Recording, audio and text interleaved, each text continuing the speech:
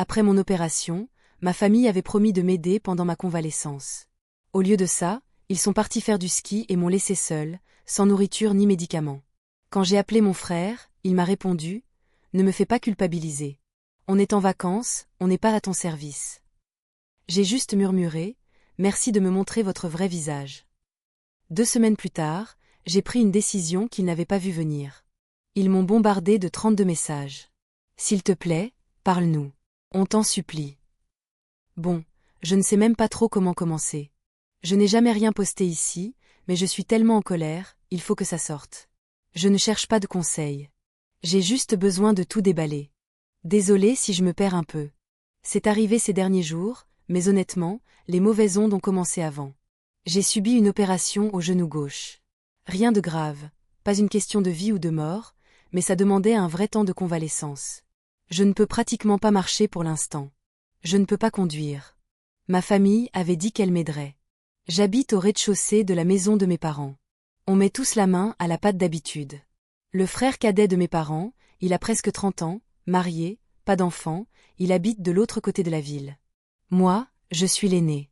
J'ai toujours été celle qui gère les trucs, vous voyez, celle qu'on appelle si quelque chose casse, si quelqu'un a besoin d'un coup de main ou s'il y a une affaire de famille à organiser. Je comprends que je ne sois pas toujours facile à vivre, mais j'ai toujours été fiable. Les instructions post-opératoires étaient très claires. J'ai besoin d'aide pour me nourrir. Les escaliers sont interdits. Quelqu'un pour m'apporter mes médicaments à certaines heures. Quelques soins pour les pansements. Toute la famille s'est montrée très encourageante. Maman a même créé une discussion de groupe pour organiser mon soutien post-opératoire, ou quelque chose comme ça. Seulement, 2 jours avant l'opération, mon frère a commencé à agir bizarrement. Je l'ai entendu dans la cuisine en train de parler à sa femme de ne pas reporter leur voyage. Et il ira bien. Il va toujours bien. J'ai laissé tomber.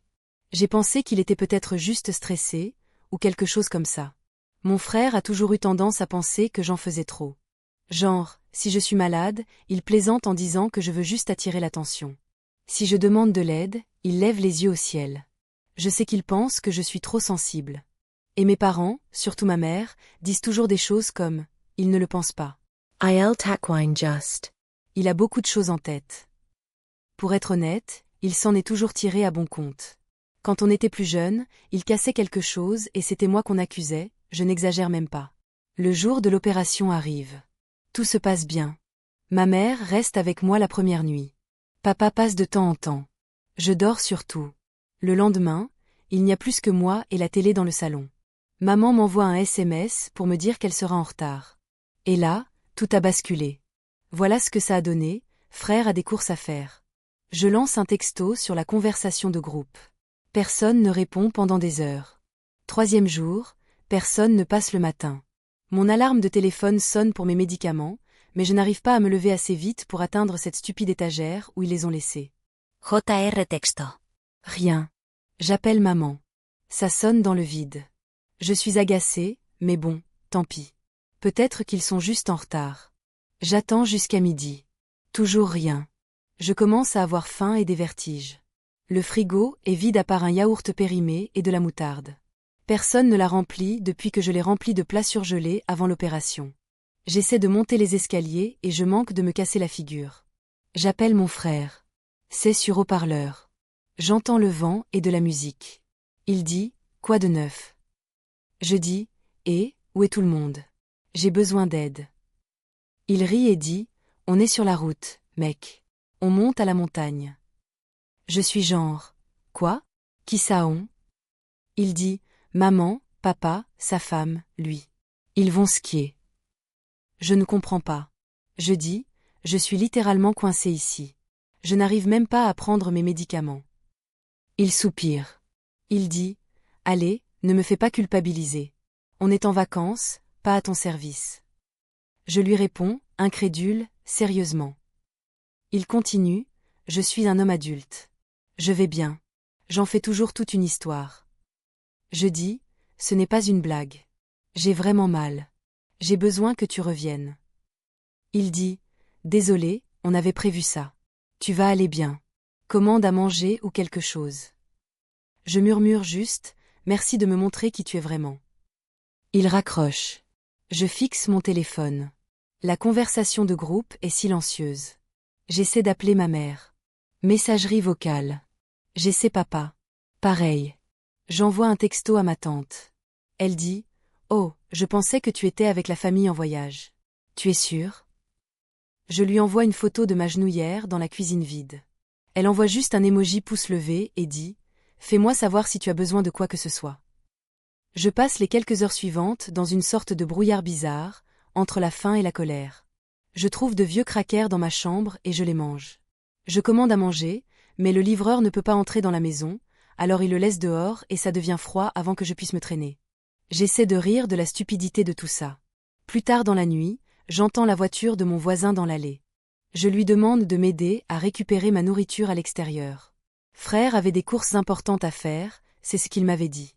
J'ai envoyé un message rapide sur la conversation de groupe, espérant une réponse. Mais rien. Les heures ont défilé sans le moindre signe de vie. C'était le 3e jour, et personne n'avait pris la peine de passer me voir le matin. L'alarme de mon téléphone a sonné, me rappelant mes médicaments, mais la douleur et la faiblesse m'ont cloué au lit.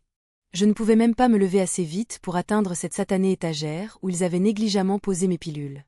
J'ai retenté le coup, un autre texto, suppliant silencieusement une réponse. Le silence radio. L'inquiétude a commencé à monter. J'ai appelé maman, espérant entendre sa voix rassurante. Ça a sonné dans le vide. J'étais plus qu'agacée, frustrée. Peut-être qu'ils étaient juste un peu en retard, me suis-je dit, essayant de trouver une explication rationnelle. J'ai attendu patiemment jusqu'à midi. Toujours rien. La faim a commencé à me tenailler l'estomac, et des vertiges ont envahi ma tête. J'ai tant bien que mal réussi à me traîner jusqu'à la cuisine, espérant trouver quelque chose à manger.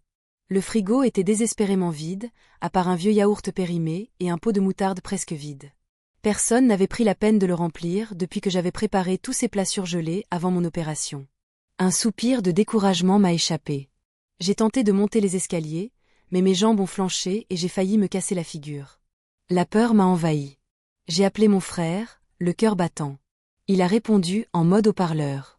J'ai entendu le bruit du vent qui sifflait et de la musique entraînante en arrière-plan. Quoi de neuf ? A-t-il demandé d'un ton désinvolte. J'ai pris une profonde inspiration et dit « Et, où est tout le monde ? J'ai besoin d'aide. » Il a ri, un rire qui m'a glacé le sang, et a répondu « On est sur la route, mec. On monte à la montagne. » J'étais complètement abasourdi. « Quoi ? Qui ça on ? » ai-je bégayé. Il a continué comme si de rien n'était. Maman, papa, sa femme, moi. On va skier. Je n'arrivais pas à comprendre. Je suis littéralement coincé ici, ai-je insisté. Je n'arrive même pas à prendre mes médicaments. Il a soupiré, visiblement ennuyé. Allez, ne me fais pas culpabiliser, a-t-il dit. On est en vacances, pas tes domestiques. Son ton était froid et distant. Je lui ai dit, incrédule, sérieusement. Il a continué, je suis un adulte. Je vais bien. Tu en fais toujours trop. J'ai essayé de le raisonner, ce n'est pas une blague. J'ai vraiment mal. J'ai besoin que tu reviennes. Il a répondu sans la moindre hésitation, désolé, on avait prévu ça depuis des semaines. Tu vas aller bien. Commande à manger ou un truc comme ça. Les mots m'ont manqué. Je me suis contentée de murmurer, merci de me montrer qui tu es vraiment. Il a raccroché sans autre forme de procès. J'ai fixé mon téléphone, les larmes aux yeux. La conversation de groupe restait désespérément silencieuse. J'ai tenté d'appeler ma mère, espérant un miracle. Messagerie vocale. J'ai essayé avec mon père. Le même message automatique. Désespéré, j'ai envoyé un texto à ma tante. Elle a répondu, me surprenant encore plus, « Oh, je pensais que tu étais avec la famille en voyage. Tu es sûr que tu n'es pas venu avec eux ?» J'étais sidérée. Je lui ai envoyé une photo de ma genouillère et de la cuisine vide, espérant qu'elle comprenne la gravité de la situation. Elle a répondu avec un simple emoji pouce levé et un laconique, « Fais-moi savoir si tu as besoin de quoi que ce soit. » J'ai passé les quelques heures suivantes dans une sorte de brouillard étrange, oscillant entre la faim, la douleur et la colère. J'ai fouillé dans ma chambre, désespérée de trouver quelque chose à manger, et j'ai fini par dénicher quelques vieux crackers rassis. Je les ai mangés, même s'ils n'avaient aucun goût. J'ai fini par commander à manger, mais le livreur, incapable d'entrer dans la maison, a laissé la commande devant la porte. La nourriture était froide et immangeable quand j'ai finalement réussi à me traîner jusqu'à l'entrée. J'ai essayé de rire de l'absurdité de la situation, mais les larmes ont continué de couler. Plus tard dans la nuit, j'ai entendu la voiture de mon voisin se garer dans l'allée. J'ai rassemblé le peu de force qui me restait et je lui ai demandé de m'aider à récupérer ma nourriture à l'extérieur. Il me regarde avec un air du genre « Mais, où est ta famille, toi ?» J'improvise une excuse. Je retente le coup sur la conversation de groupe. Rien. La femme de mon frère poste une selfie dans sa story, tout le monde en tenue de ski, de grands sourires. J'aperçois mes parents à l'arrière-plan. Je n'arrive pas à dormir. Je ne fais que repasser cet appel dans ma tête. La colère monte. Même pas de tristesse, juste de la rage. Je n'arrête pas de me demander comment on en est arrivé là. Genre, j'ai couvert leurs arrières tellement de fois, nettoyé tellement de gâchis. Je ne suis pas une sainte, mais je n'ai jamais laissé quelqu'un dans le pétrin comme ça. Je reste éveillée à échafauder des plans. Je commence à prendre des notes sur mon téléphone, une liste de toutes les fois où je les ai sortis du pétrin, chaque faveur, chaque facture que j'ai réglée, chaque fois que mon frère a emprunté ma voiture ou squatté chez moi. Je commence à penser aux finances du groupe familial, à la manière dont tout est lié. Je ne dis pas que je vais faire quelque chose d'illégal ou de dingue, mais je ne vais pas rester assise ici à manger des crackers. Je n'attends pas d'excuses. S'ils pensent que c'est fini, ils se trompent lourdement. J'ai tout mon temps et des tonnes de preuves. Je ne suis même pas sûre de ma prochaine action, mais j'en ai marre d'être la roue de secours de la famille. Bref, si vous avez lu jusqu'ici, merci. Je vous tiendrai au courant s'il se passe quelque chose, mais pour l'instant, je suis juste furieuse et je fais des listes. Si quelqu'un a des conseils pour se venger sans enfreindre la loi, faites-moi signe, je ne vais pas laisser passer ça. Pas cette fois. Mise à jour numéro 1, bon, me revoilà. Je suppose que je ne m'attendais pas à ce que tant de gens lisent ou se soucient de mon dernier post. Mais j'apprécie que vous m'ayez laissé me défouler. Je suis toujours dans cette maison. Toujours avec mon genou en vrac. Et toujours personne qui s'est pointé en personne, à part la voisine cette fois-là. Une semaine entière s'est écoulée depuis ce voyage au ski, et je suis là à manger des nouilles instantanées et à devenir de plus en plus folle de rage chaque jour. Le plus étrange, c'est ce silence.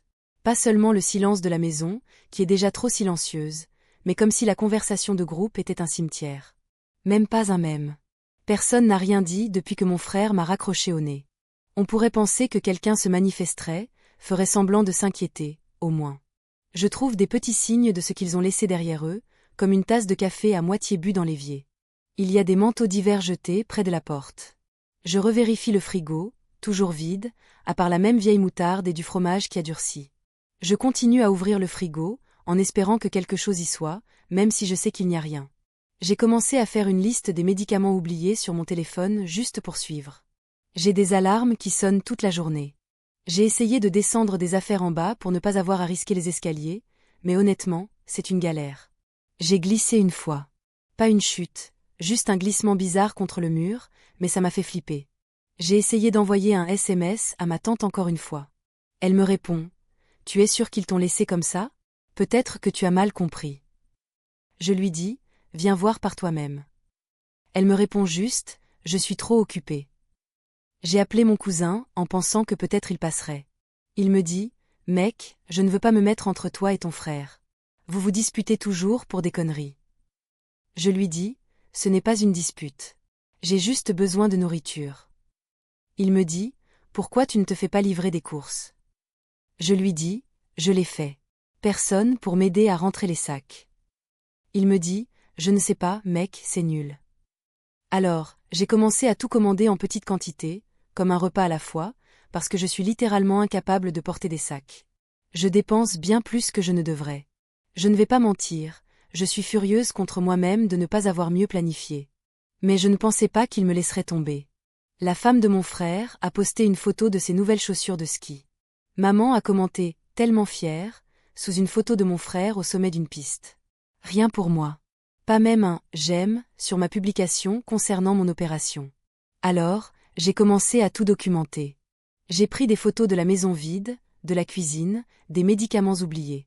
J'ai même créé un tableur qui répertorie chaque fois que je les ai aidés, que j'ai payé quelque chose, que j'ai réparé quelque chose, que je les ai sortis du pétrin quand ils étaient fauchés. Je ne sais même pas ce que je vais en faire, mais ça m'aide de tout voir ainsi, noir sur blanc. Ce qui me rend complètement folle, c'est la façon dont tout le monde agit comme si c'était normal. Mon frère a toujours eu le droit de me traiter comme si j'exagérais, comme si j'étais juste trop sensible. Je comprends, au fond. C'est le chouchou. Il a toujours pu s'en tirer à bon compte parce que mes parents pensent qu'il travaille dur ou je ne sais quoi. Ils doivent penser que je vais toujours gérer les choses, peu importe à quel point ça devient difficile. L'autre jour, j'étais en appel vidéo avec une amie de maman. Elle prend de mes nouvelles de temps en temps, elle est sympa. Elle m'a demandé, « Tu es sûre que tu n'en fais pas un peu trop ? Peut-être qu'il pensait que tu allais bien. » Je lui ai répondu, « Je n'ai littéralement pas de quoi manger. J'ai oublié mes médicaments. Je n'arrive pas à monter les escaliers. » Elle a changé de sujet pour parler de son chien. Je comprends. Personne ne veut croire qu'une famille peut être aussi froide. Je n'y aurais pas cru moi-même il y a quelques années, mais voilà où j'en suis. Un soir, j'ai entendu frapper à la porte. J'ai cru que c'était peut-être l'un d'eux, mais c'était juste le voisin, encore une fois. Il sortait les poubelles et a entendu ma télé. Il m'a demandé si j'allais bien, et j'ai juste répondu « Oui, tout va bien ». Mais tout ne va pas bien, en fait. Je suis furieuse. J'ai commencé à penser à toutes les façons dont ils dépendent de moi. La conversation familiale, c'est moi qui l'ai créée. C'est moi qui gère les factures, les choses partagées pour la maison, l'abonnement Netflix commun. C'est moi qui appelle le plombier quand il y a une fuite, celle qui tond la pelouse quand papa n'y arrive pas. Je suis le fils fiable. J'ai commencé à imaginer ce qui se passerait si j'arrêtais de tout faire. Et si je quittais la conversation de groupe ? Et si j'arrêtais de payer les factures, d'organiser les affaires de famille, de réparer les choses ? Et si je retirais mon nom des comptes ? Alors, oui, j'ai commencé à faire une liste. Chaque compte que je gère, chaque facture partagée que je paie, chaque service que j'ai rendu au cours de la dernière année, chaque fois que mon frère m'a emprunté de l'argent et a oublié de me rembourser, chaque fois que mes parents m'ont appelé pour réparer quelque chose et que j'ai tout laissé tomber pour les aider. J'ai envoyé un message à mon frère. J'ai écrit « J'espère que tu t'amuses bien ». Il a répondu « Peut-être que tu devrais apprendre à être plus indépendante ». Je n'ai même pas répondu. Maman m'a finalement envoyé un texto il y a 2 jours. Elle dit « On rentre bientôt. J'espère que tu vas bien, ma chérie. » Aucune excuse. Je n'ai même pas pris la peine de répondre. Je ne vais pas crier, ni claquer les portes, ni chercher la dispute. C'est juste que, c'est fini. Je vais faire en sorte qu'ils le ressentent, par contre. Le truc, c'est que je sais exactement comment les atteindre. Les frapper là où ça fait mal. Pas en hurlant, mais en retirant tout le poids que je supportais pour eux. Alors, prochaines étapes, je sors toutes mes affaires des espaces communs. Je change les mots de passe de tous qui portent mon nom. Je retire mon nom des factures. Je laisse mourir la conversation de groupe. Je ne vais pas à leur prochain dîner de famille. Même s'ils me supplient, cette fois, je ne serai pas celle qui arrange tout. Je ne sais pas. J'avais juste besoin de le dire à voix haute, je crois. Cette histoire n'est pas finie. Je crois qu'ils pensent vraiment que rien n'a changé. Mais j'en ai assez de jouer les méchantes parce que je me défends. De toute façon, si jamais ta famille t'a traité comme un plan B, tu comprends sûrement. Je reposterai si jamais ils se donnent la peine de réagir ou de comprendre ce qu'ils ont fait. Je n'attends pas après eux, ceci dit. J'ai d'autres projets. Mise à jour numéro 2, bon, voilà. Je vous avais prévenu la dernière fois que j'en avais assez d'être le plan de secours. J'attendais honnêtement de voir si quelqu'un dans ma famille remarquerait au moins le changement. Mais ce qui est dingue, c'est le temps qu'il a fallu pour que la première vague se fasse sentir. J'imagine que quand tu es celle qui fait tourner les choses discrètement, personne ne remarque vraiment avant que ça commence à se casser la figure. Le premier vrai signe a été tellement mesquin, mais ça m'a fait rire. Mon frère m'a envoyé un texto pour me demander le code du box de stockage familial. Ce n'est pas un simple débarras. C'est là où tout le monde entasse son équipement d'hiver, les vieux livres, même le matériel de ski. Il me dit, tu peux m'envoyer le code. J'ai juste répondu, non disponible.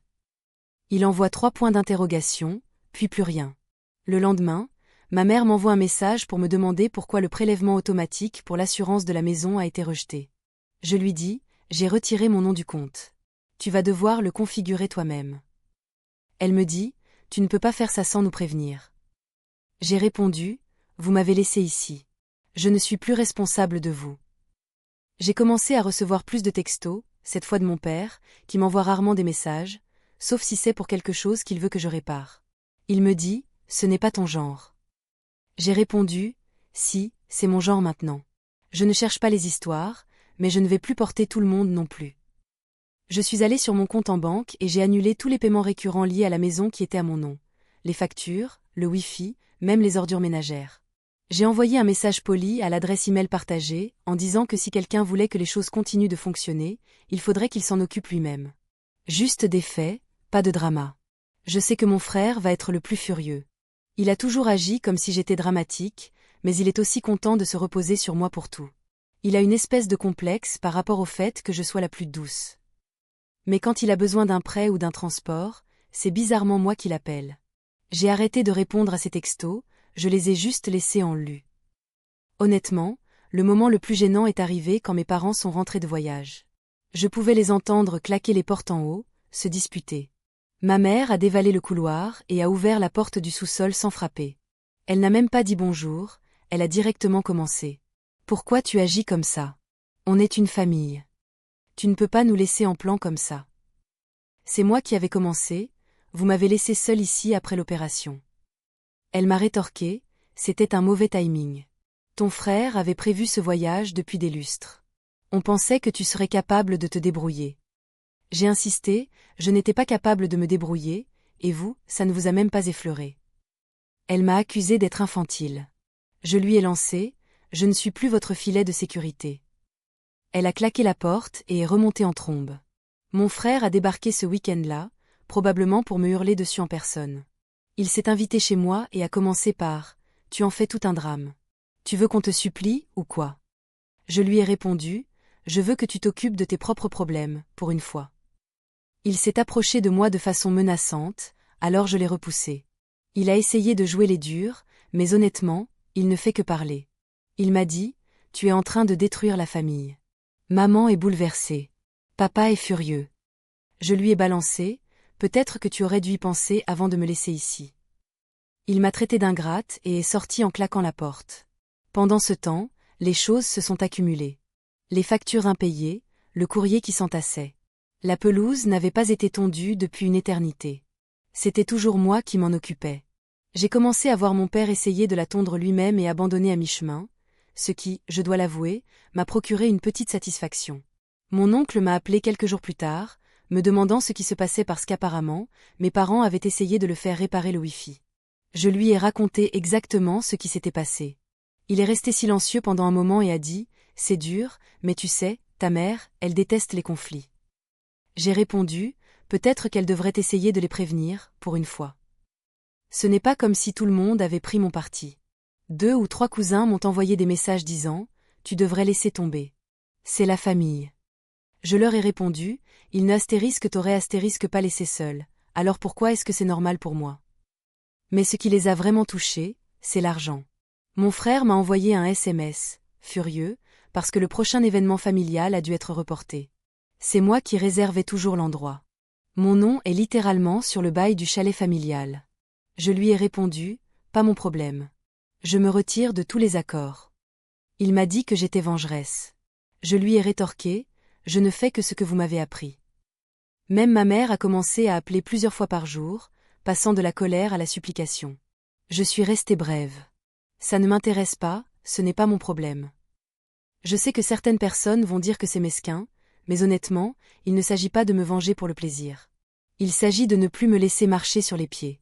Ils ont clairement montré que je ne suis que laide jusqu'à ce que j'ai besoin de quelque chose.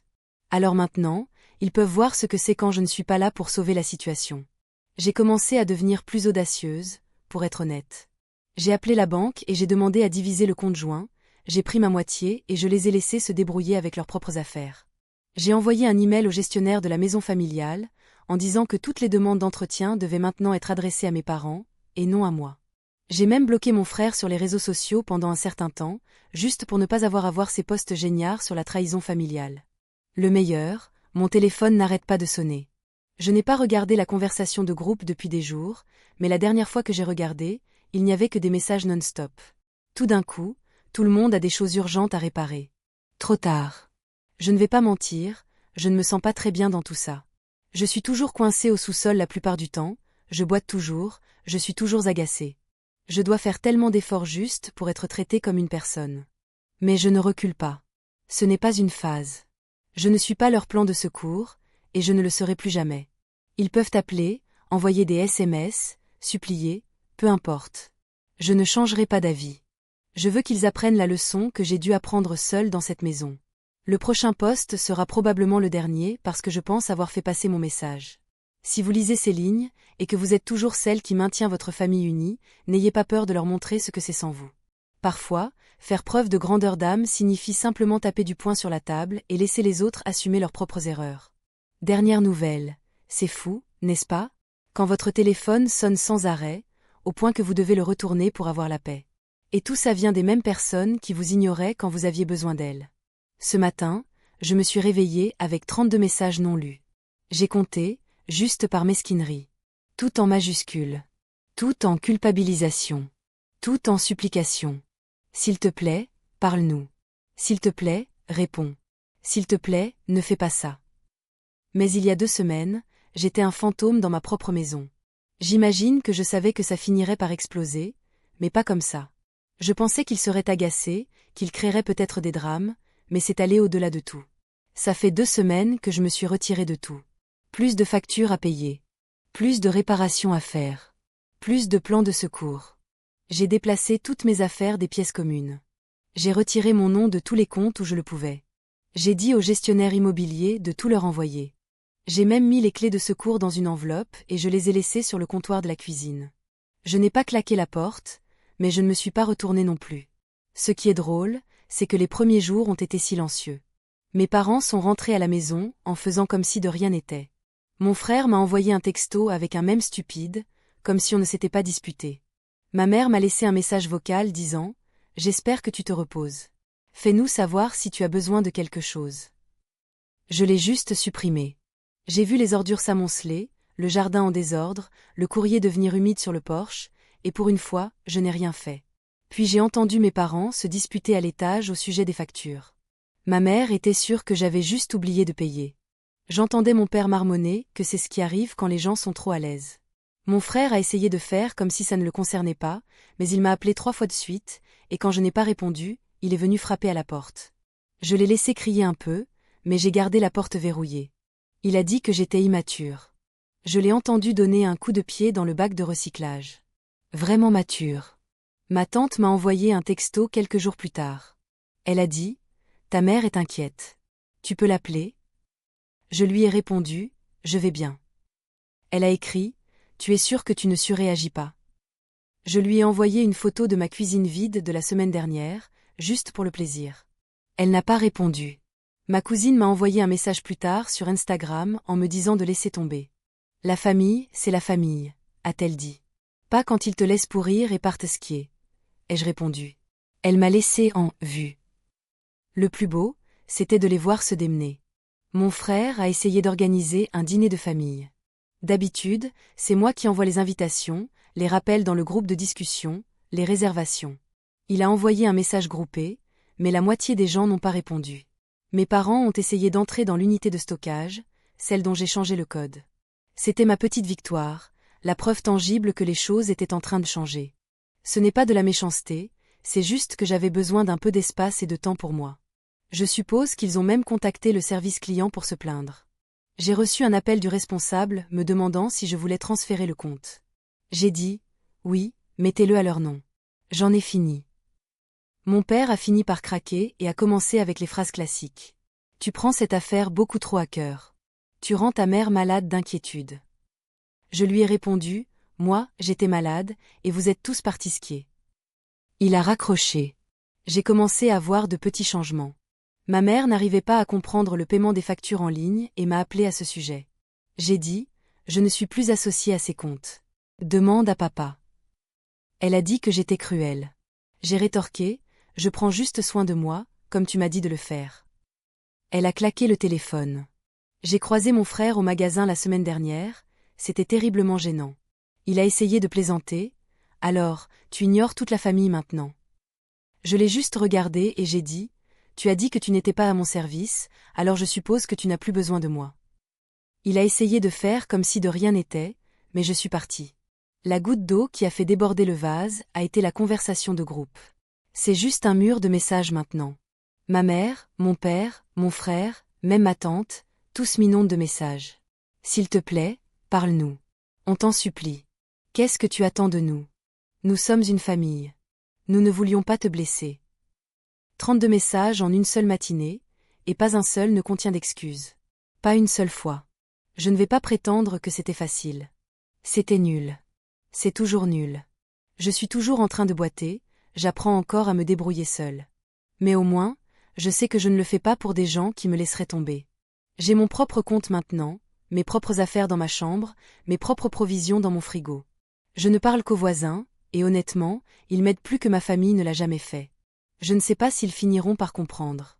Peut-être qu'ils passeront simplement à autre chose et feront comme si rien ne s'était passé. Peut-être que ma mère continuera à dire aux gens que je traverse une mauvaise passe. Peut-être que mon frère continuera à faire des blagues sur mon côté dramatique. Je m'en fiche vraiment maintenant. Je ne les bloque pas, mais je ne réponds pas non plus. Je laisse les messages s'accumuler. Parfois, je les fais défiler juste pour voir à quel point ils sont désespérés. Je sais que ça a l'air mesquin, mais honnêtement, après tout ce que j'ai vécu, ça me semble juste. Si vous attendez le moment où nous allons tous nous serrer dans les bras ou quoi que ce soit, ça n'arrivera pas. Je ne suis plus la réparatrice de la famille. Ils m'ont montré ce que je représentais pour eux. Je leur rends l'appareil. Alors, oui. 32 messages, tous des supplications, tous trop tard. Je suis bien ici. Si quelque chose de fou se produit, je vous tiendrai peut-être au courant. Mais pour être honnête, je pense que c'est la fin de l'histoire pour moi. Si vous lisez ceci et que vous êtes toujours celui ou celle qui nettoie après tout le monde, peut-être devriez-vous simplement arrêter et voir ce qui se passe. Vous pourriez être surpris de voir à quelle vitesse il remarque votre absence. La liberté retrouvée, ça a un prix, et pour moi, ça valait bien toutes ces conversations non dites et ces excuses attendues en vain. Je me sens entière et maîtresse de ma vie, chose que je n'avais jamais vraiment expérimentée auparavant.